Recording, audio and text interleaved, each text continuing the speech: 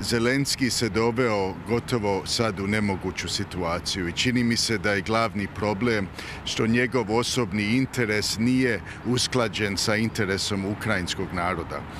Ta zemlja treba hitno mir, mirovni sporazum, a ne nastavak ubijanja i ovakvog rata. A čini mi se Zelenski želi da se rat nastavi do istrebljenja kako bi on i dalje mogao putovati po svijetu i glumiti junaka. Što se tiče Hrvatske, mislim da se nije dobro postavila. Vidim razne izjave poput ove od Mate Granića da Trump nije lider slobodnog svijeta. To nije razborita izjava, to neće pomoći hrvatskom narodu.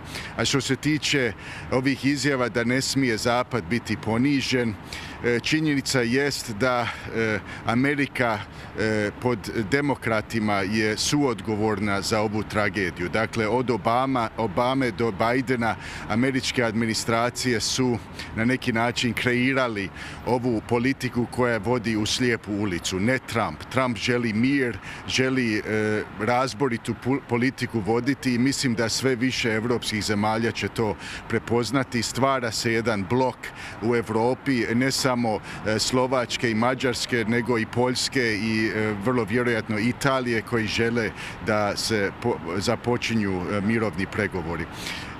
Što se tiče Hrvatske, isto treba reći, mi smo pobijedili Srbiju u Domovinskom ratu, ali u miru se ponašamo ponekad kao poražena strana. Dakle, zašto se izdvaja novac za 40 srpskih kulturnih centara?